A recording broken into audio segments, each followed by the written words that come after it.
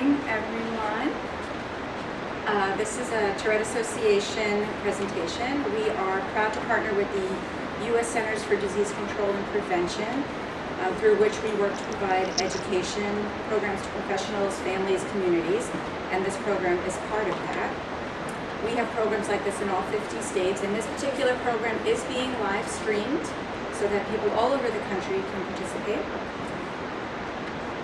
We ask anyone who is attending our program to complete a survey. If you are live streamed, you'll get a survey link. This is really important as we try to measure our impact across the country, and people who are present at UCLA today with us will ask you to complete a survey before you leave, and we'll check that, we'll collect those at the end of the program.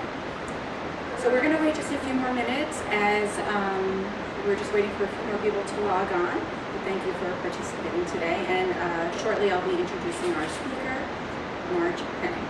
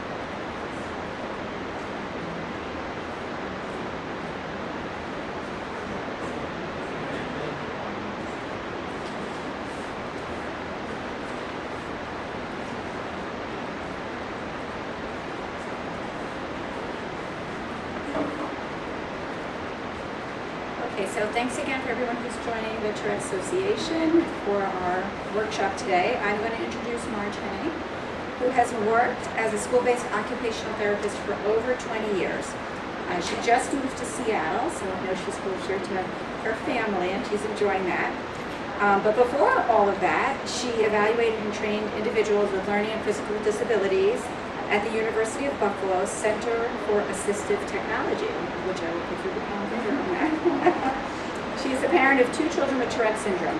Marge was involved with the Greater New York chapter of the Tourette Association for almost 30 years, and we are hoping she's going to do the same thing for us on the West Coast. So it is my pleasure to introduce her, and thank you so much for this really interesting topic.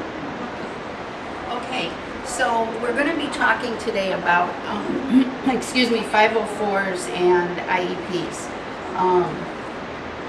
and how this can help students with Tourette syndrome. So 504 plans are intended to level the playing field so that students with disabilities can have equal access. For example, if a student's tics interfere with completing tests in a timely fashion, giving them extended time can let them access the material and assist the student to have a free and appropriate education. You'll hear that commonly referred to as FAPE, F-A-P-E.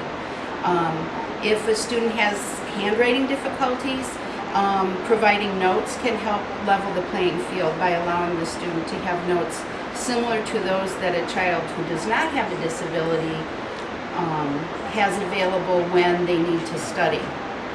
Protection under Section 504 involves all education programs, including before and after school activities, sports, cultural activities, school trips, etc.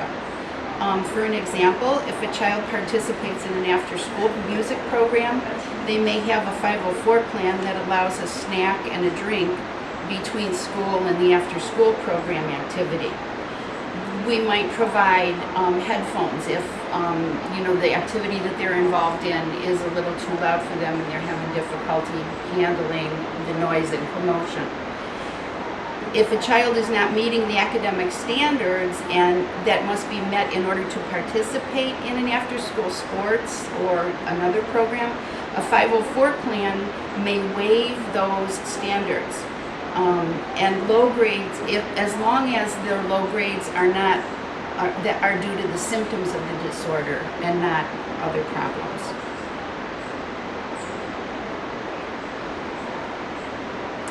Some of the common explanations that parents are given for why they were denied a 504 are that the child received high scores on the evaluations that had been given. The child is passing or getting good grades. There are students in the school that have much more worse disabilities, so your student doesn't really need this support. And many schools also think or say we don't have to provide the best education, we just have to provide an education, and they need, and that's what we're doing. So what we're going to look at now, though, is what a student's true ability is. Section 504 states that students may be eligible regardless of their intelligence. So it doesn't hinge on an IQ. Too often parents are told that their child does not qualify because they scored too high on the assessments, or they're too smart and they don't qualify. This speaks directly to that misinformation. So they qualify regardless of their intelligence, and if the disability results in students being unable to fully demonstrate their ability. These examples are both not part of the Amendment Act, but are in the original law. They are extremely important because students with TS are included in this presentation. A parent would want to look at the psychoeducational evaluation or ask that one be conducted. This can be requested and provided for either an IEP or a 504 plan to see if there is a discrepancy between any of the categories evaluated. So does the student test well on evaluations, but their school performance is way out of line with what they should be able to produce. So additionally, you'll want to determine if there is a discrepancy between the student's abilities and their classroom performance.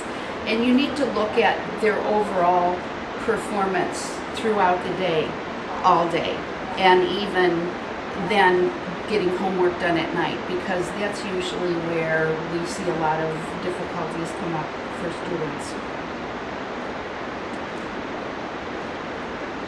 If a physical or mental impairment results in substantial limitation or one of the major life activities, the student is eligible for a 504. So there's three important phrases here: substantial limitations, one or more, and major life activities. And we're going to look at each one of those now. The Supreme Court decisions have resulted in schools inappropriately using significantly as the measure instead of substantially limit, as was intended by the Congress when law was originally written. This act makes it clear that the intent of the law is substantially. Webster's definition of substantially is that something is real, actual, or true, while the definition of significant is of utmost importance. So if your child is having substantial difficulty, they qualify for, they're eligible for a 504. The question needs to be asked whether the symptoms actually limit and interfere with a student's right to a free and appropriate education. If it does not have to limit in a manner that is of the utmost importance. The Act clarifies that the limitation needs to be real, but not of the utmost importance. So are they really limited? And they're not performing to the best of their ability. So we have many, many students who are very, very bright, but they can't get their homework done, they have difficulty writing, so the work they turn in is illegible or sloppy or incomplete. And the problem that comes up is that it then looks like the student is, and with Tourette kids it's difficult because we have the waxing and waning of symptoms, so sometimes they're on and sometimes they're off. They can be better during one part of the day than another part of the day, but it will look to educators and parents like the student might be manipulating or controlling a situation, or they're being lazy. And the lazy part makes me crazy because students want to do well. They're in front of their peers. They want to be on a level playing field with their peers. They don't come to school every day looking to get out of work. There's a reason why they're not able to produce the same level of material, and usually equal to what their ability is. There's something that's holding them back. So there have been additions to the list of major life activities in the 2008 amendments to the Act. And this is actually one of the major changes in the amendment that most benefits our students with Tourette. Proving that the symptoms of TS limit a major life activity is sometimes difficult to prove.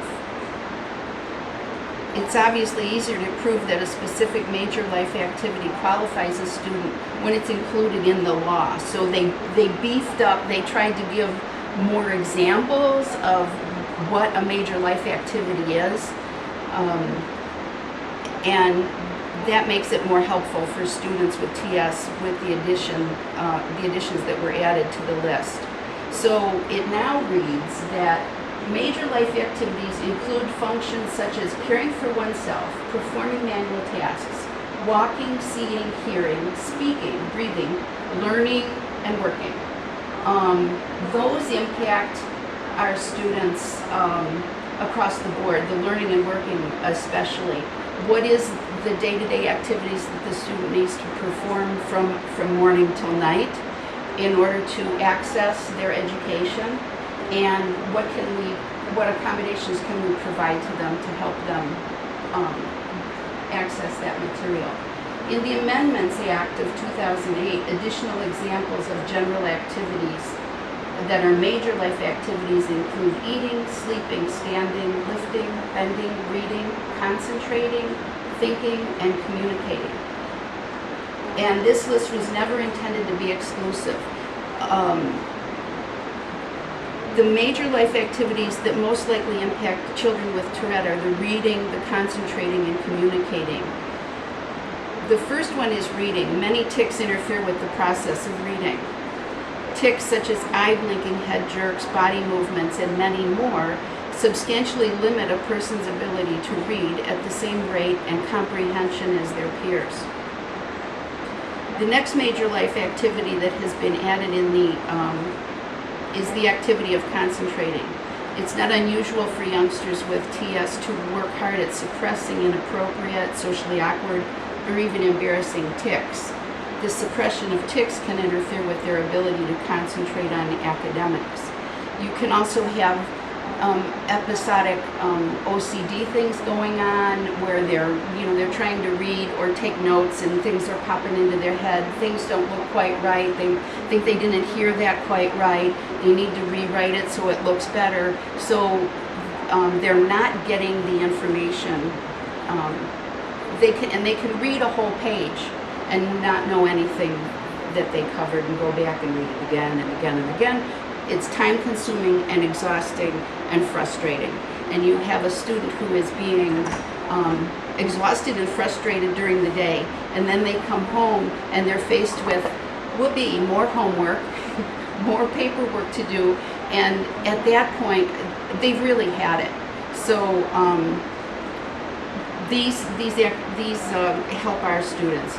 Lastly, the communication piece. Vocal tics interfere with verbal communication, and they're very commonly related to a disability called dysgraphia, which can significantly limit a student's ability to communicate in writing.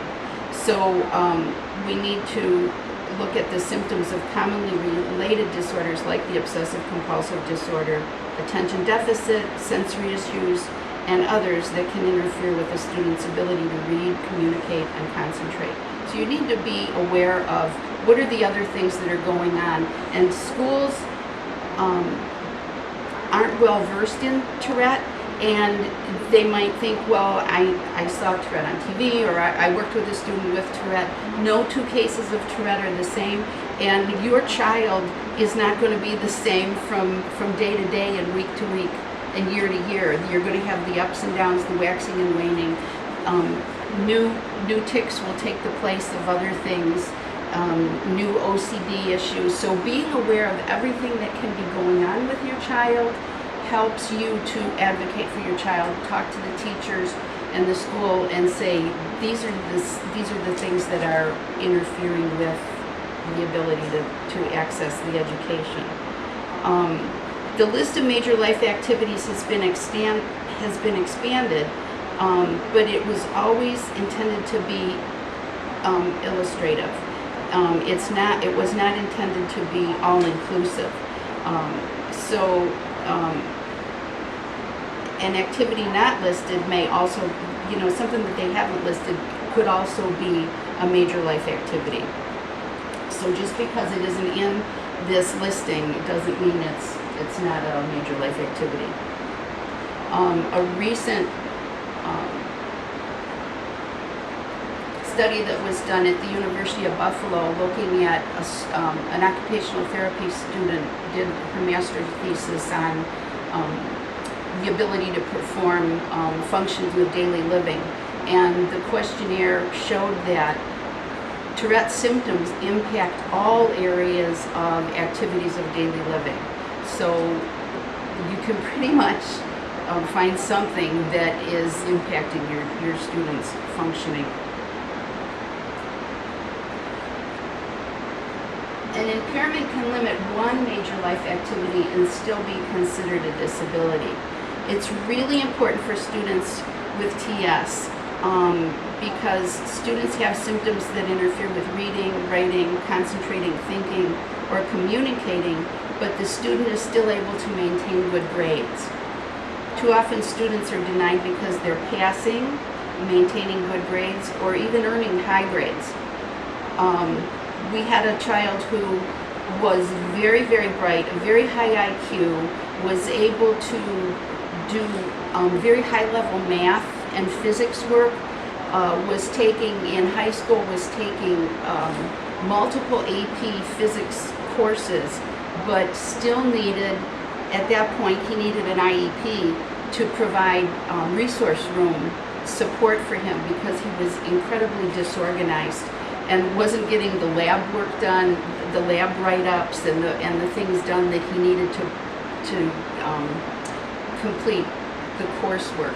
So they can be very, very bright, be doing very well in some areas, but not in the. The symptom must limit a major life activity, such as writing, but does not need to impact the major life activity of learning.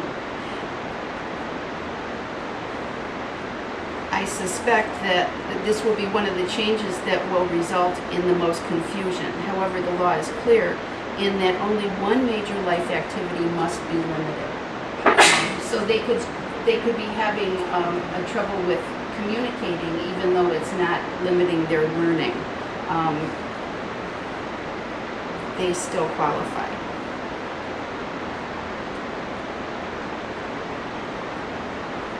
The 2008 amendment has new language that will very much pertain to students with TS.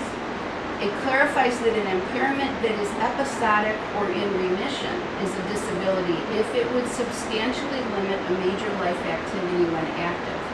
And that is, TS is the poster child for episodic. The symptoms can fluctuate daily or over a longer period of time. This would not disqualify him from being seen as a student with a disability if the symptoms are impacting a major life activity when they are active and don't when meeting to determine the eligibility. So if they're not impacting the student when you're actually meeting to discuss 504 accommodations, but these have happened in the past and you know that it is a problem when the symptoms are waxing, then you put those accommodations into place. Waxing and waning of tics and other symptoms are perfect examples of episodic. Many of the related disorders are also inconsistent in their frequency and intensity, such as the sensory issues, the OCD, attention deficit, processing delays, and other inconsistencies. It's helpful for a person attempting to obtain a 504 plan for a student with any disability that is episodic to be prepared to demonstrate specifically how the symptoms substantially limit a specific activity when they are active.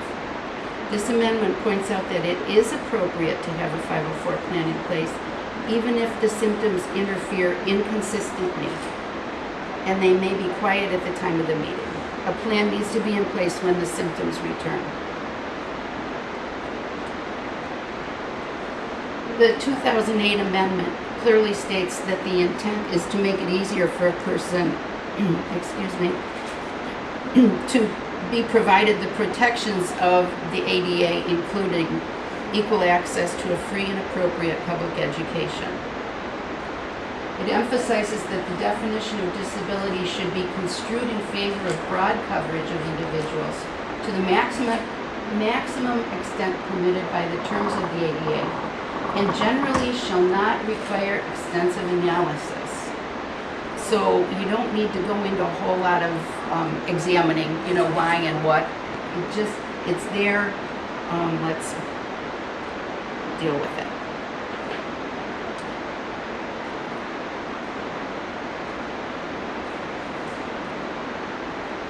The effect of these changes is to make it easier for an individual seeking protection under Americans with Disabilities Act, or the ADA, to establish that he or she has a disability within the meaning of the ADA.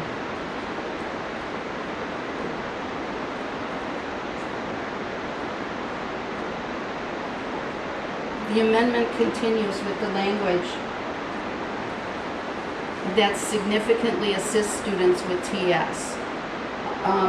So oftentimes parents and teachers will put into place accommodations informally. They know that the child is having problem getting all the homework done, so we do every other math problem. We know that doing seat work in the morning is a problem, so we give them only 2 pages to do instead of 5 pages. But if an individual with an impairment that substantially limits a major life activity should not be penalized when seeking protection, simply because he or she managed their own adaptive strategies or received informal or undocumented accommodations that have the effect of lessening the deleterious impacts of their disability. So even though they've been managing, things have been being handled, it doesn't mean that, then we don't need to address this now. You've handled it on your own, just keep doing that. Having a 504 in place offers you a little more protection. So if the symptoms are being managed by medication or strategies and the undocumented supports, they still qualify. If a student gets up, leaves the room to get a drink of water, the teacher allows the student to take a test in a quiet location, those are things that have been undocumented, but now we're asking that they be documented.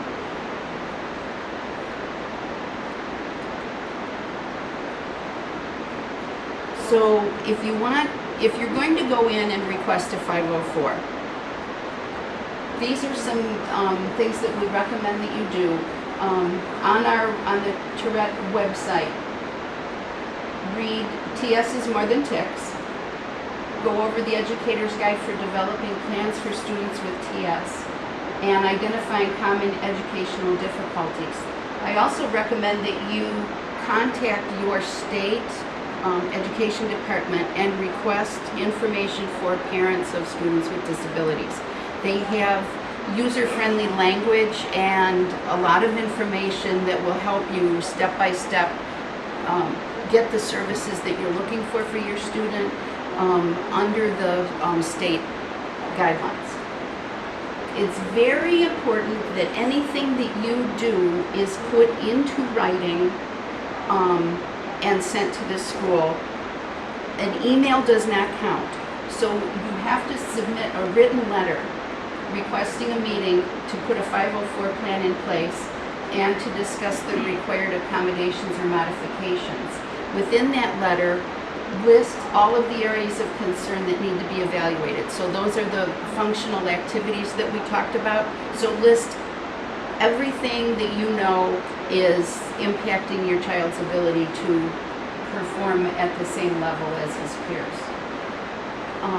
Well before the meeting, share 504 facts with the staff and one of the above with highlights for symptoms that impact your child. Parents sometimes think that giving the school a whole bunch of information is really good because here's a whole lot of information that I have that backs up why you should be providing these services to my child. It is too much for the school to deal with. So give them a short and sweet, highlighted bullet points as to why you're looking for help for your student. Remember that they don't learn about TS in college and that they're not familiar with laws and assume that if the child is passing, they don't qualify. So, and you always want to go to the school as a cooperative team member that's looking for help. You don't want to go in with your guns blazing and looking for a fight. The other thing that I can tell you is when you're when you're going to meet, find out how long is the meeting scheduled for and make sure that you keep to that timeline. Don't go over because a lot of times they have other meetings scheduled and you don't want to be a person that's dreaded. If you run out of time, request another meeting and make sure you show up a few minutes ahead of time. You know, be punctual, be polite, and dress appropriately. Don't come in your shorts and your flip-flops late to the meeting because you needed to stop to get your iced coffee, which was an actual event we had one time, and we were all there waiting, and the parents kind of breeze in, you know, about 10 minutes later, and it just doesn't set the tone real well. It doesn't look like you're really serious. So some common items that you could put onto a 504 plan, and this is not, these are just ideas, they're not, you know, this isn't all there are. Extra time to complete work or tests, working or testing in a separate location, reducing homework when possible, access to a computer, looking at seating. Sometimes, you know, sitting front and center is not a good idea. Sitting by the radiator is not a good idea. That's more distracting. Sitting next to someone who is annoying for some reason, you know, you kind of need to find the place that's going to be the most conducive for your student, and they're not all the same. Working out a sensory plan that the student can follow throughout the day. You know, chewing gum, candy, a water bottle, getting up and moving around, being able to go and speak with a safe person in the school as needed, and providing access to assistive technology, which is becoming more and more important and can eliminate a lot of difficulties that students are having.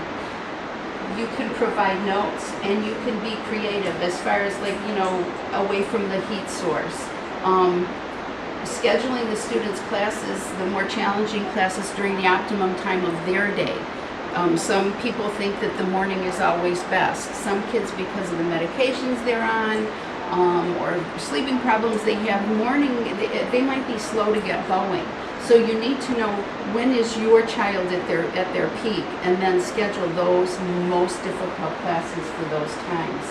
Sometimes eating in the cafeteria creates huge problems, and being able to go to a more quiet, controlled atmosphere might be more useful, and not get the child all ramped up and out of control for the rest of the day. So,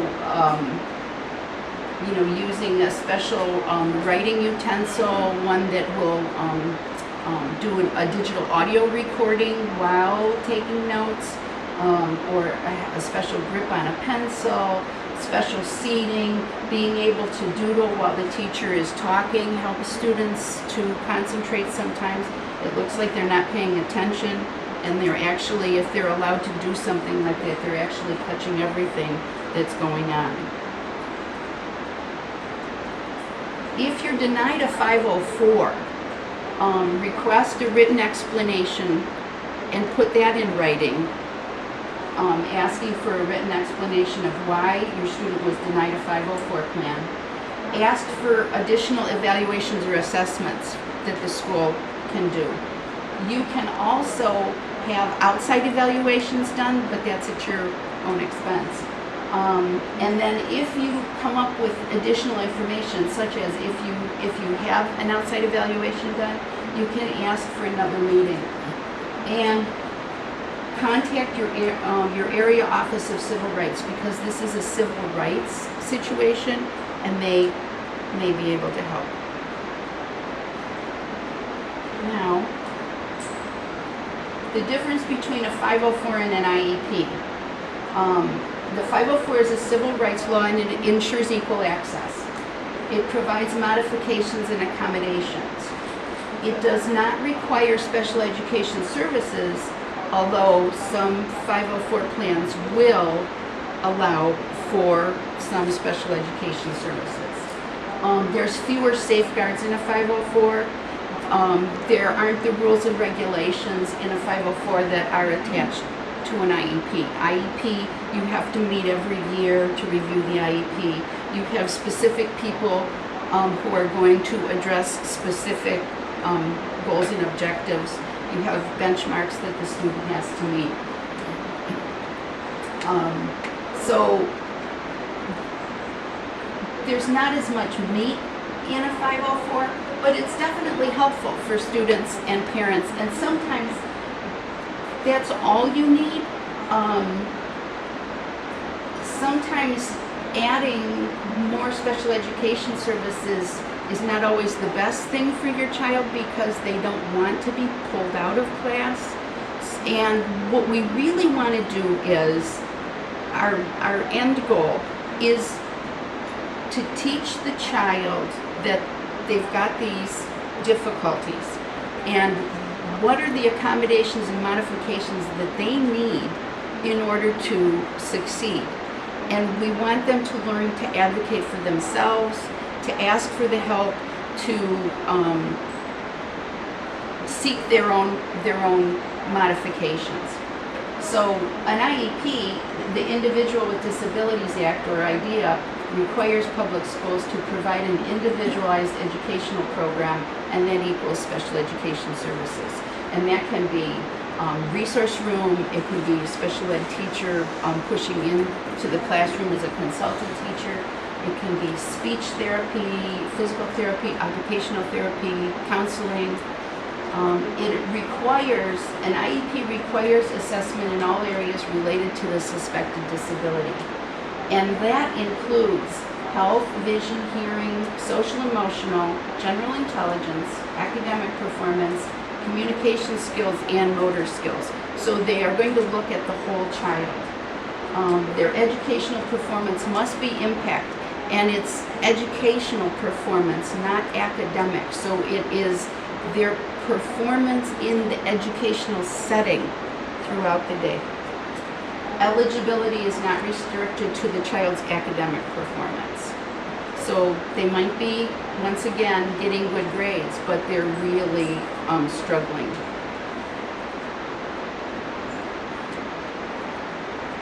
The Individuals with Disabilities Education Act, the main purposes are to ensure that all children with disabilities have available to them a free and appropriate public education. And it emphasizes special education related services designed to meet their unique needs and prepare them for further education, employment, and independent living, which is what I was talking about. And we also need to be looking at transition services for students. In my work in the schools, I find that many times students can handle a lot of the material and deal with their symptoms in the younger grades. But then when we get up to middle school, that's when the symptoms really start to interfere with their performance. And at that point, it does look more like they're getting an attitude or being manipulative, and it starts looking like behavior, and it's not behavior. And we're looking for long-term, where do we want to go from here? We don't want to just get an IEP and provide services to them so that they graduate from high school and leave us alone. We want to know that this child is going to be successful beyond high school. We want to know what the plan is for beyond that, and to be independent.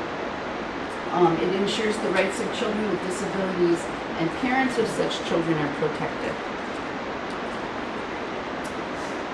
This is the same thing that we talked about earlier, the same kind of denial for an IEP as we talked about for a 504. They received high scores on evaluations. Many times children with Tourette actually do perform very well on evaluations. They're given in closed-ended situations, very structured, an ideal setting. It's a one-on-one testing situation. It's a closed environment, and they're just with the evaluators. So a lot of times they'll score very well on the evaluations, but the problem is, how are they doing in their day-to-day work? Look at the work that they're turning in every day, and is that not jiving with what the evaluation says they're capable of doing? And as far as handwriting goes, children with dysgraphia, they can have an occupational therapy evaluation. They can perform very well on those OT evaluations. It looks like they don't have any fine motor difficulties, but in actuality, if you look at the work that they're turning in day to day, where they have to write notes, produce written material quickly, it's a mess. And that's when we need to look at some assistive technology. And once again, students with much worse disabilities, so your child doesn't qualify. The same thing, you can request another meeting, but make sure you have new information. So don't keep requesting an IEP meeting because you weren't happy with the result the first time, if you're just going back to rehash old information. So the high cognition and no need to fail. In April of 2015, this memo went to the State Directors of Special Education, Office of Special Education Programs. It remains the department's position that students who have high cognition, have disabilities, and require special education and related services are protected under the IDEA and its implementing regulations. So this is written down for you to use as support for your request. Children advancing from grade to grade, each state must ensure that FAPE is available to any individual child with a disability who needs special education and related services, even though the child has not failed or been retained in a course or grade and is advancing from grade to grade. So you can keep pushing the student through, but they're really struggling when they could be doing much better if they were given the supports.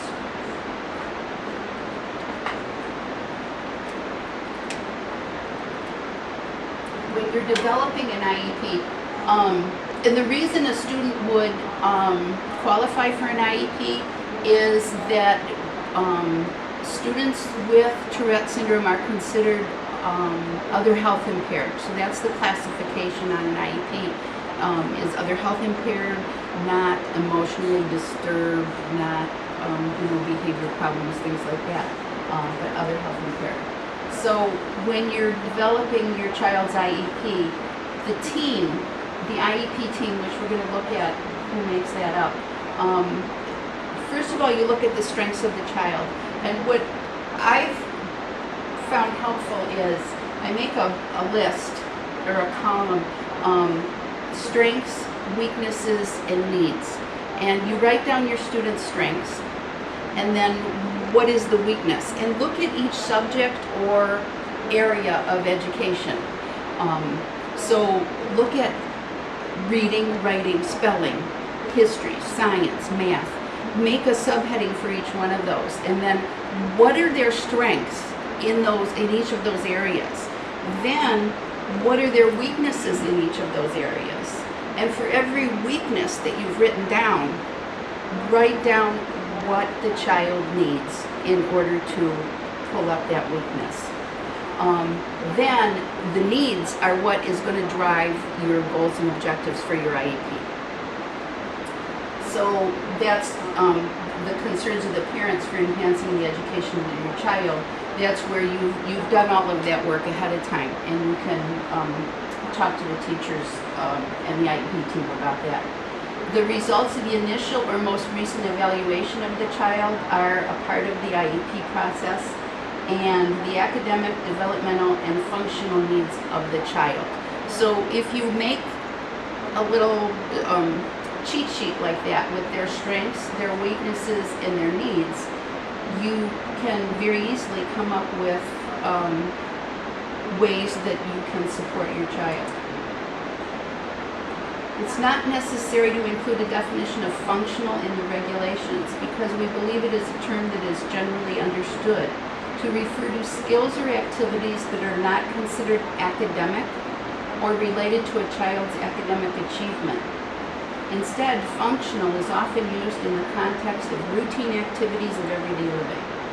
And Wright's Law is a really, really good website that you should all go to. It provides a lot of information from beginning to end, going through the special education process. And they have a blog, and it's all legal information that's for parents. The new Every Student Succeeds Act, and you will see that ESSA, they changed core academic subjects to well-rounded education. So not only, they're saying also, it has to be a well-rounded education, not just, reading, writing, and arithmetic. This, we lobbied hard, and were very successful in getting TS included in IDEA, actually getting Tourette syndrome listed in IDEA.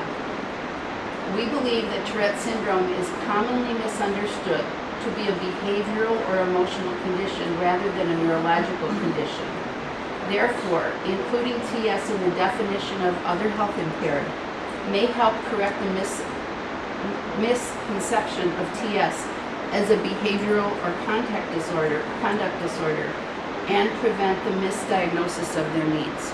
So we want to make sure that our children are not being labeled as behavioral or conduct, and then putting behavioral plans in place because we're not addressing the OCD and the attention deficit and the sensory processing problems that are actually impacting their ability to get along in the classroom the way we want them to.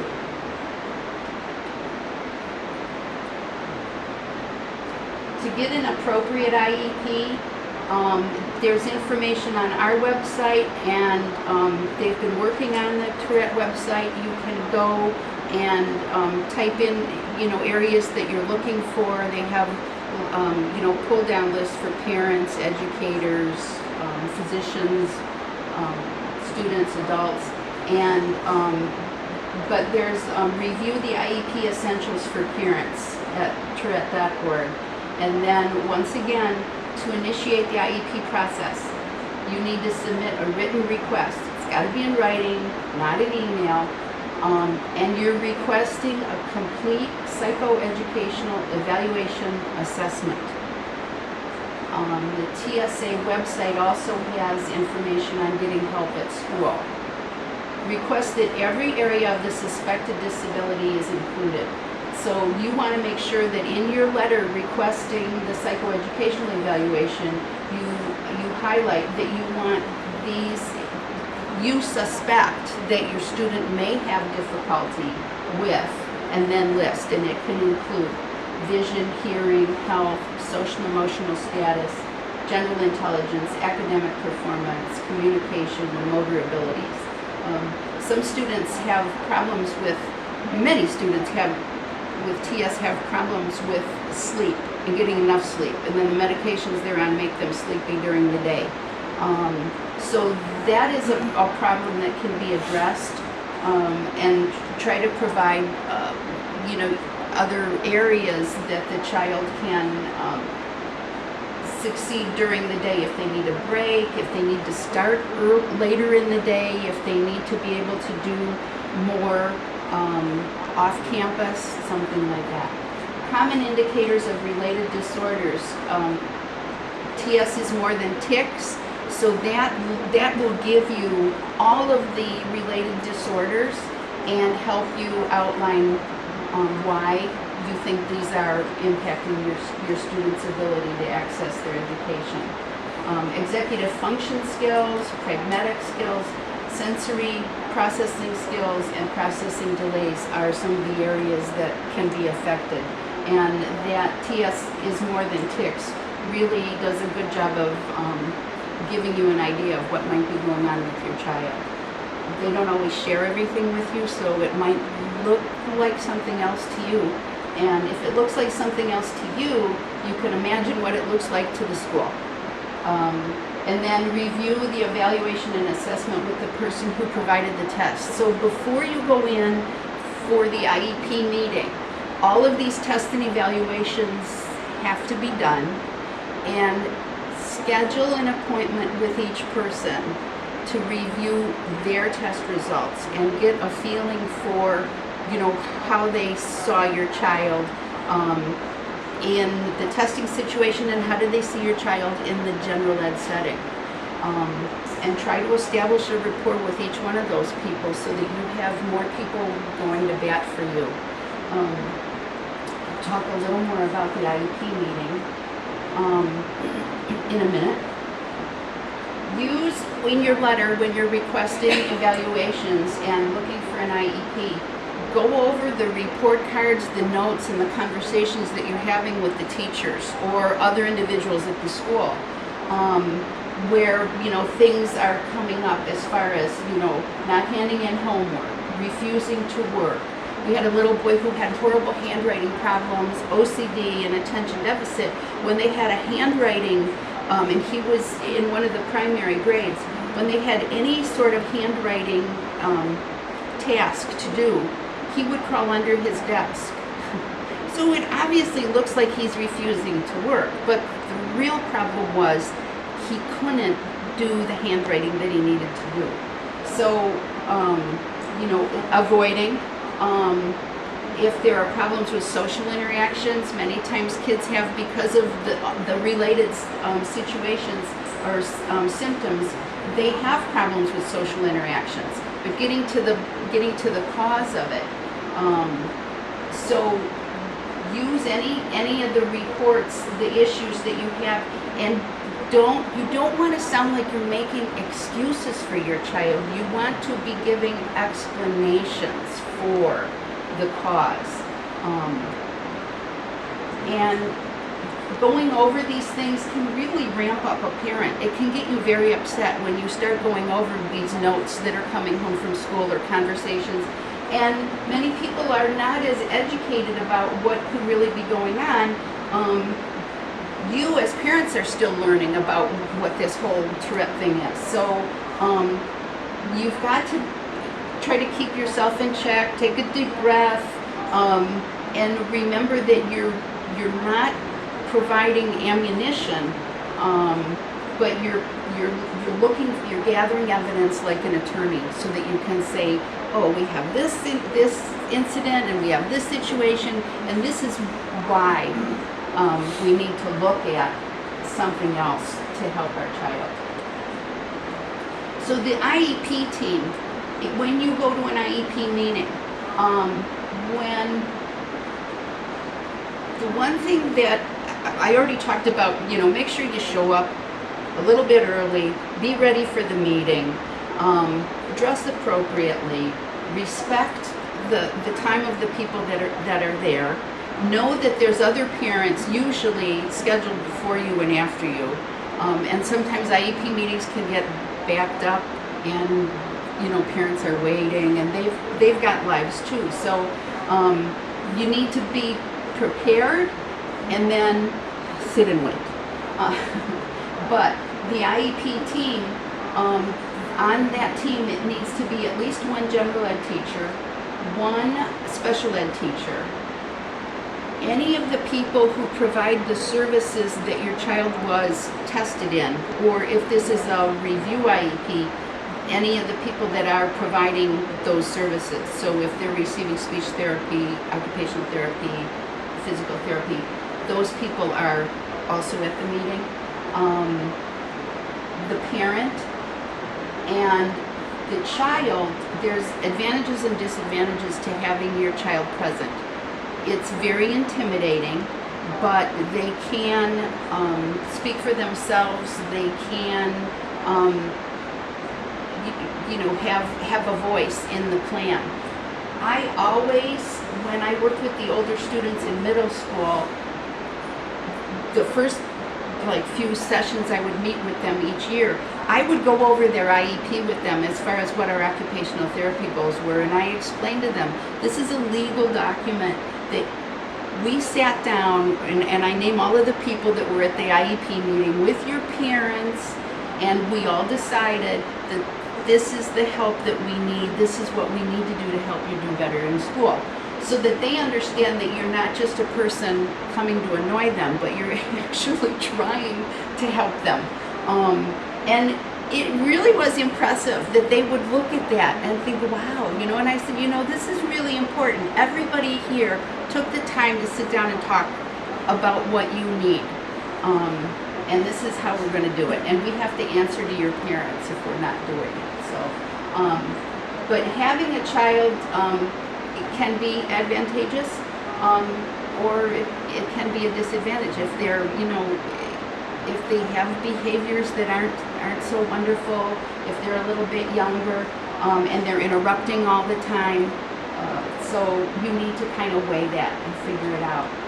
And then anybody that has expertise about your child. So if you've had an outside evaluation done, or someone from the Tourette Association may be able to come and advocate for you also.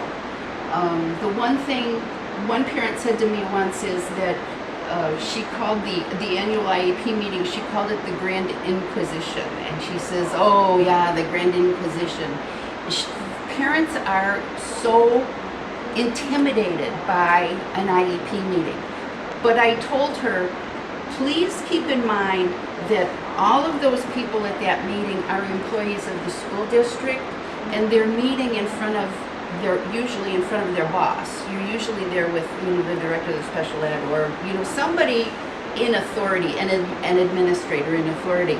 So they're on their best behavior, and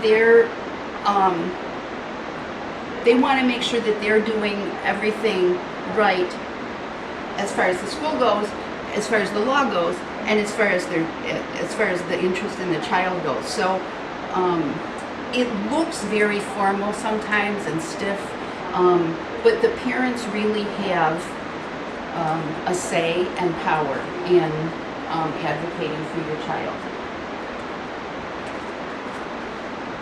So I've already talked about being prepared. They may want you to begin the meeting, so you need to use the resources on the Tourette website to create an outline for yourself, and have your talking points ready in case they want you to go first. You're not fumbling around. One time, the guidance counselor, when I met for the first time at the middle school, the guidance counselor said, well, tell me about his strengths. And I had come with a whole list of things that my child could not do, things that he needed help with. Everything that was wrong with him, I could tell you what's wrong with him.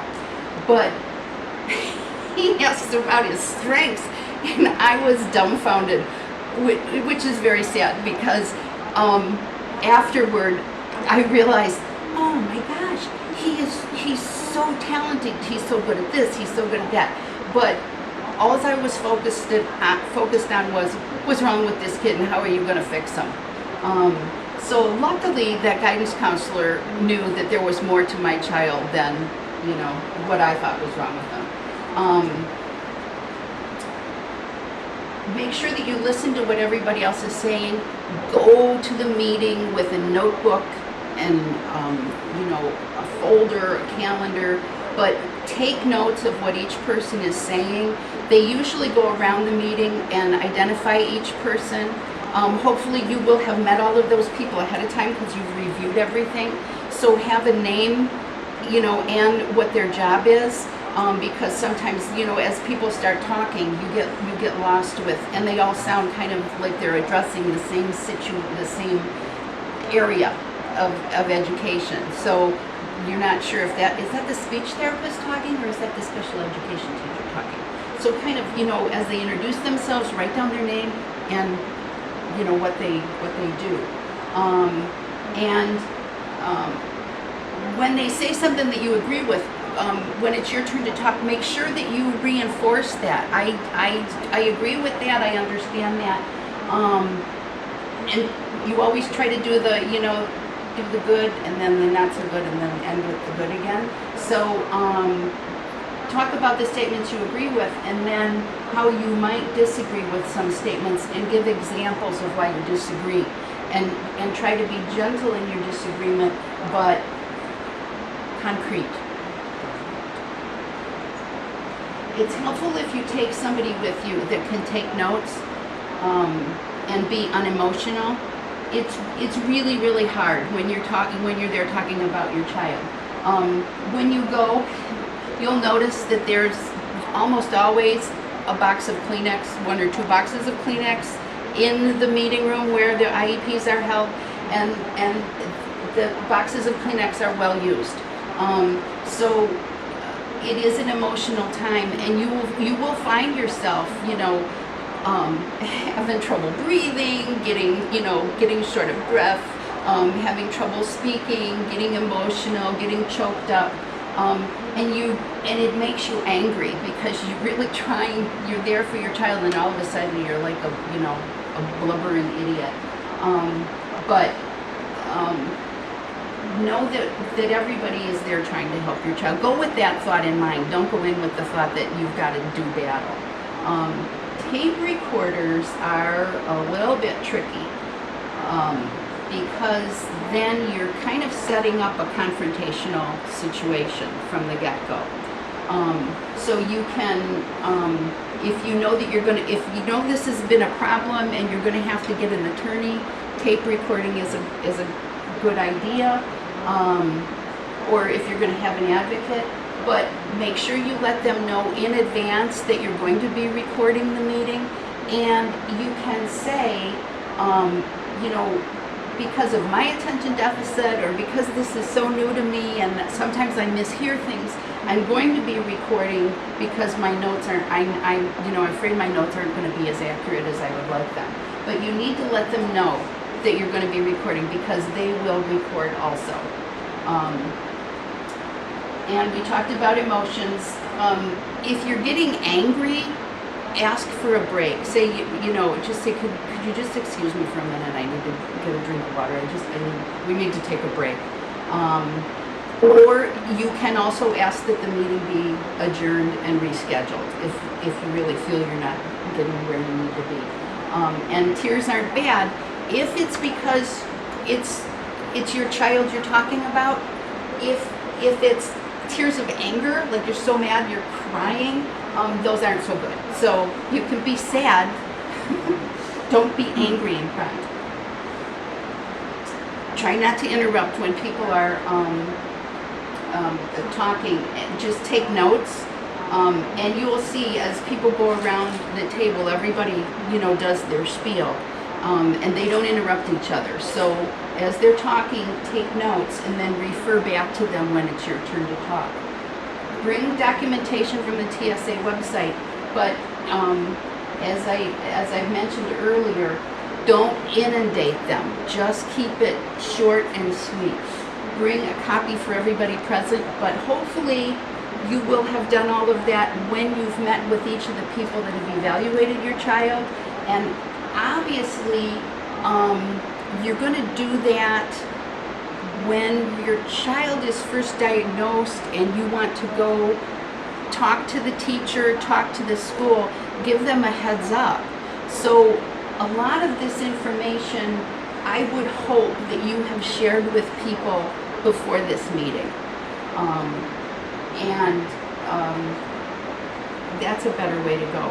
Another thing that I would want on a 504 or an IEP is an educational in-service for the classroom, for the peers, and depending, it can be the whole school and the staff, and it can be, a different presentation for the staff as opposed to the students.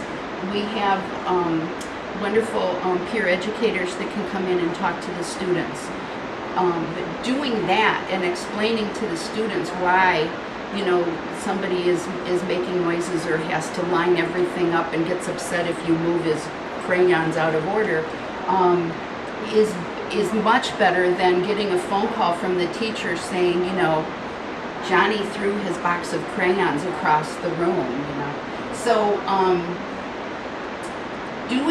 doing that ahead of time is very helpful, and putting that in to the IEP or 504 so that every year you're educating the peers.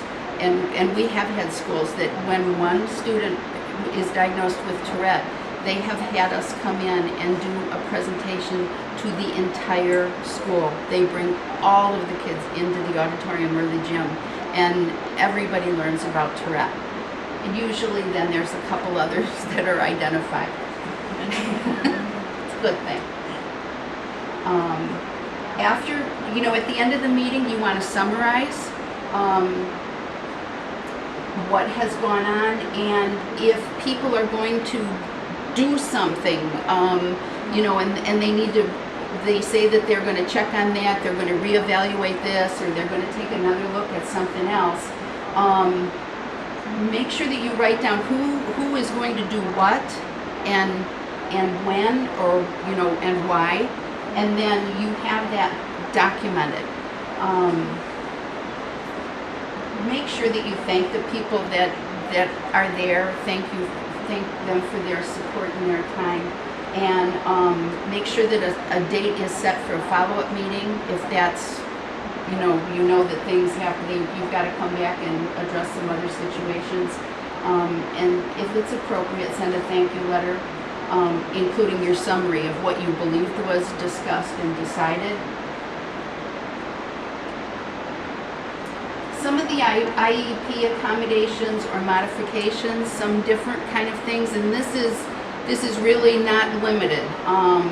But we talked about, extended time, testing in a separate location, copy of notes, checking the backpack at the end of the day, having somebody check the locker. As an OT, I did a program with middle school students. I met with them before school, which was better than pulling them out. Middle school is very difficult to schedule pull-out services. So the parents brought them in twice a week for a session before classes started. And they would get to eat while they were with me, so that kind of helped ease the pain. But we did assistive technology, we worked on computer and keyboarding skills, we worked on their organization, getting all of their folders and binders organized and their homework organized, and we also worked on their lockers and backpacks. So we went and looked at, you know, how does each child want their locker organized, and then once a week taking a look at, do we need to clean it out, do we need to move some things, do we need to offload stuff at home. So setting up organizational systems for the child is helpful. So those are all things that can be addressed either in a 504 or an IEP. Look at where the child needs to be sitting, and in different rooms it's different locations. I had a college student that I evaluated who talked about he couldn't concentrate on the lecture because the student sitting next to him was wearing corduroy pants. And the noise of the corduroy pants was interfering with his listening. And I never realized that corduroy pants makes noise.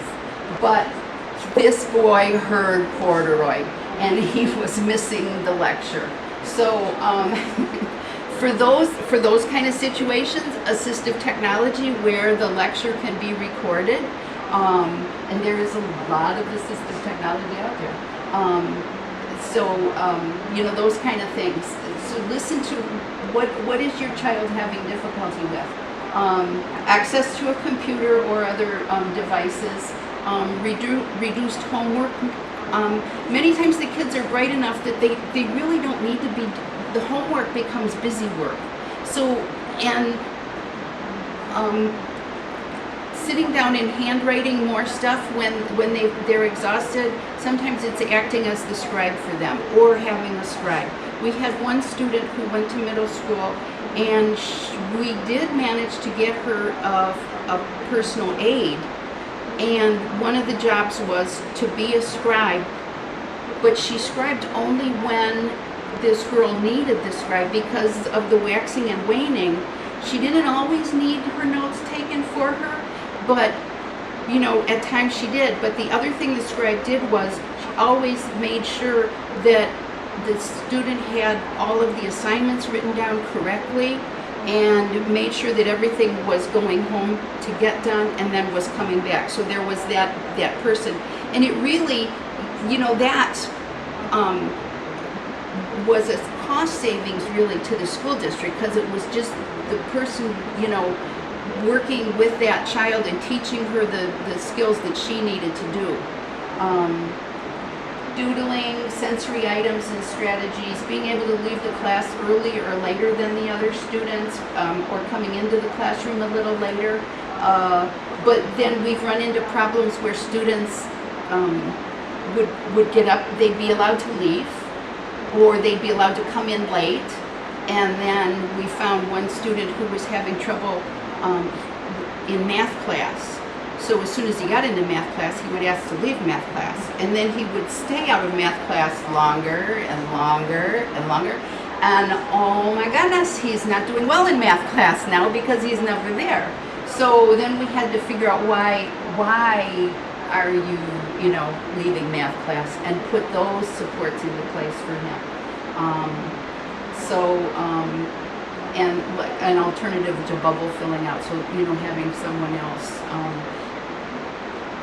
give the test and circle the answers, and then, you know, somebody else fills in the bubbles. These things can also be on a 504 plan. Special ed services that are typically not on a 504 plan, but they could be. So these are special ed people that are hired by the district as special ed. They work in the special ed department. They're consultant or resource teachers. So they are looking at the workload and working with the classroom teachers. They're teaching strategies for managing the workload and getting the work done, and organizing their work, you know, the beginning and ending of the day.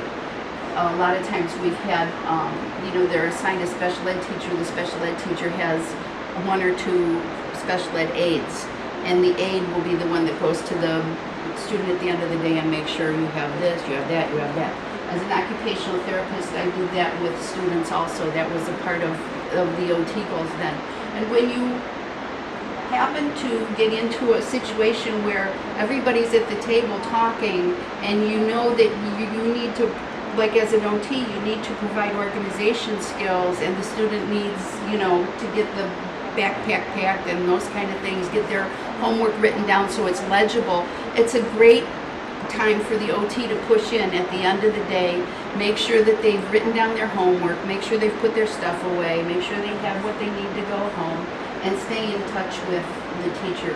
And I've always found that communicating with the whole team, if a student that I'm working with, I communicate with the parents and everybody that's on that IEP and the classroom teacher when something is going on, when I'm working on something, when something comes up. I email everybody because we are a team, and that way everybody's talking the same talk, we come to the same conclusions, and the student knows that we're all talking the same talk, we all have the same expectations. So it's a nice support when everybody is working together, and it's not, this is my job and this is your job and I'm not addressing this.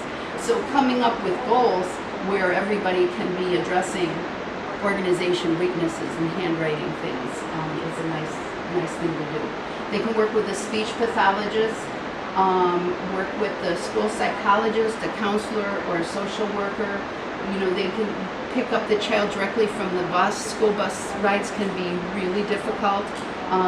Sometimes they need to be driven to school and dropped off and have time to ease into the day. So having somebody they can meet with, as soon as they get off the bus or at the front door, and get themselves organized for the day is better than being in the loud shuffle of everybody getting off the bus, going to the classroom.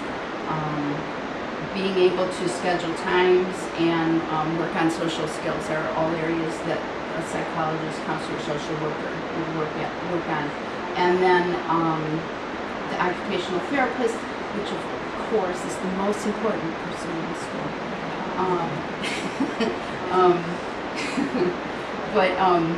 And I adjust. But we can work on an individualized sensory plan. So many parents will say, and this is across the board with all sorts of disorders, but my kid has sensory processing disorder, or any of the other situations that our kids might have. Okay, they have that, but now what are we doing to deal with it, and what are we doing to teach the child to get past this situation? So if they don't like to touch things, then you don't say, well, oh no, he can't touch that stuff. The occupational therapist figures out how do we introduce things a little at a time to desensitize them. So, and the end goal is to teach them to be able to advocate for themselves and to say, I need this, I need that. It's too much noise for me. I need to go out in the hallway for a little while. So don't just slap a label on them and expect everybody to say, oh, well, okay then, You want them to grow up to be functioning members of society. I recently worked with a college intern program. Most of the students were diagnosed as Asperger's, and we did sensory profiles on each of the students. And it was interesting because the questions, when you ask the questions of students, do you like loud noises? Do you like a lot of bright flashing lights? Do you like spicy foods? They would say no to all of those things. But in reality, they had already engineered their lifestyle to avoid all of those things. And they were living in a very sequestered lifestyle where they weren't exposing themselves to anything where the general population is. So we don't want that for our kids. We want them to recognize, I'm so sorry. We want them to recognize that they do have some difficulties, but this is what you do to accommodate and adapt to them and to get over them, you know. If you're denied an IEP, request a written explanation specifying why you were denied and what is necessary in order to get an IEP. Request in writing additional evaluations and assessments if you feel they're appropriate. If you have additional information, request another meeting. Accept a 504 plan as a first step toward an IEP. So a lot of schools will say, well, you don't qualify for an IEP, but we'll give you a 504. Go for it. Take it. Put as much as you can on the 504. 504s are not monitored usually by the special ed department, and it's somebody else in the school. It might be the principal. It might be, a counselor. But go for a 504 if you can't get an IEP. If it's really serious and there's some serious problems with the child being, you feel the child is being, I don't want to say mistreated, but being ostracized or reprimanded for things that are really due to the Tourette symptoms, then you can ask for mediation, ask for an impartial hearing. Impartial hearings are tricky because you're going to require an attorney to do this for you. It's a big step and it costs a lot of money. And if it's found, if you lose, in some states, if you lose the impartial hearing, you're forced to pay the school's attorney's fees. Contact your local agency for assistance. There's parent information centers, protection and advocacy, learning disability. And also, once again, before you did all of this, you should have contacted your state education department and asked for their information for parents on students with disabilities. I know in our state, when a parent was receiving special ed services for the first time, the chairman of the special ed committee gave the parents the booklet, so they are available. These are just resources that are on the Tourette website, and there's just a ton of information that you need to do your homework, familiarize yourself with the information, and become very fluent in this new language that you're now speaking because you have a student with Tourette. And then these are more resources in addition to rights law, which I already talked about. These others are government websites with information that are really excellent. And that is the end of that. Are there any questions? It is on the website. They've live streamed it and okay, so it'll be uploaded. And one other thing I want to mention is we are in the process of finalizing a questionnaire for what is known as twice exceptional, where students they need special ed services or supports, but they're also very strong in some area, and so it will be mailed, it will be sent out to our email, to our membership. Please watch for that. Encourage anybody that you know, any parents of children with Tourette, please encourage them to complete the questionnaire because it will help us advocate for the twice exceptional. Do we have any other questions? Yes.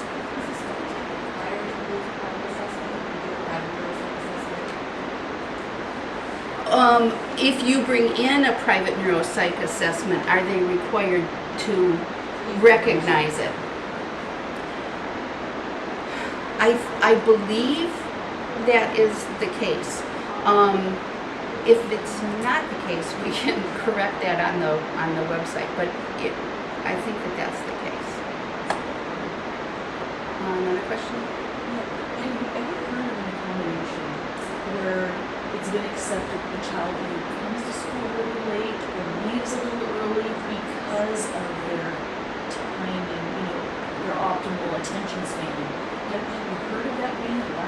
Yes, we've done that, and we've also had students with school phobia and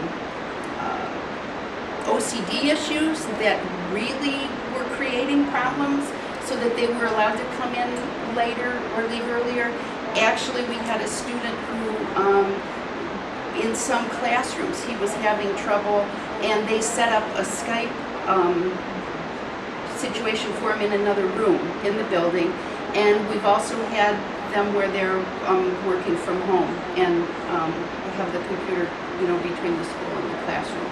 So yes, those are accommodations that have actually happened. So it needs to be agreed on beforehand and then written into the IEP in the 504, and then Mhm. for Yes. application. Yeah, okay. And it can be, make sure that it's, once again, you want your child to get past whatever the situation is. You want them to try, try to get past this. And usually, working with other counselors can help, but putting those things in place. And a lot of times, a catch-22 for our kids is you can put accommodations in place and then they don't need them, because the anxiety and the OCD of not being able to finish on time or having to get there at a certain time kicks in, and they can't do it. But once they know that they don't have to worry, then that worry is turned off and they can just get through the day without the problem. But knowing that that safety net is there is important. Other questions? Do we have any from? I just want to add something. At the end of this month, we're actually next to the CC. One is for parents and the other is section of education. And that will be available it's not as a physical folder or applications that run through schools. But maybe the one that will be available on the website and download it or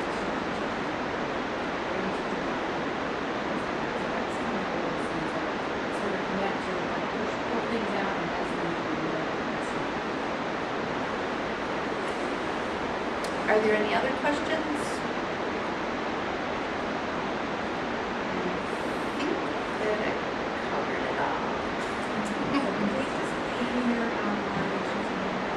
And people that are still watching, please make sure you go to the evaluation, because this is how we get our CDC findings. It's really important.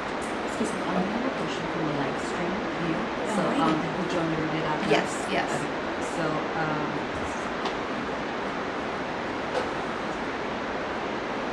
so it says, from Christine Gibson, it says the transition back to school is very hard for my daughter. She will refuse to go into the classroom.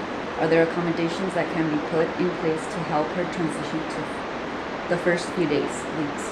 Oh, she's talking about, yes, going back in. So, yes, you can, and talk, first of all, I would say, talk to your child and find out what it is that is creating the most difficulty, and what do you think we can do that would help? And then work out with the teacher or the principal, whoever, what this student needs in order to transition back in. Is it go over to the school a few days ahead of time, see the classroom, see their locker, run through the schedule, organize the locker if they need that organized, practice the locker combination, review with the student where in the building everything is. Where's the school nurse? Where the school nurse, I can't tell you how important the school nurse is for children with Tourette. And that is another person who actually you should request at the IEP meeting, because this is looking at Tourette as more of a medical situation as opposed to a behavioral. So, knowing where things are and stopgap measures for what to do when she's starting to feel anxious, and have her practice those things. and meet the teacher, check out the cafeteria, all of those things, and then, run through, if it's a thing where they're changing classes and moving from room to room, have her practice those things ahead of time. And then you might want to find a special friend that will be there to, meet her, ride with her on the school bus, meet her off of the school bus, a peer that she gets along with, or someone who agrees to, be a friend to go from class to class or whatever, and seat her next to somebody that's a little understanding so that she can establish something, and give her something important to do, perhaps, if she's comfortable with that she can share with her classmates that makes her feel more part of the group as opposed to the odd man out. And definitely a peer in service so that the kids understand. Those are my suggestions. Anything else? You did pretty good. Okay, thank you so much.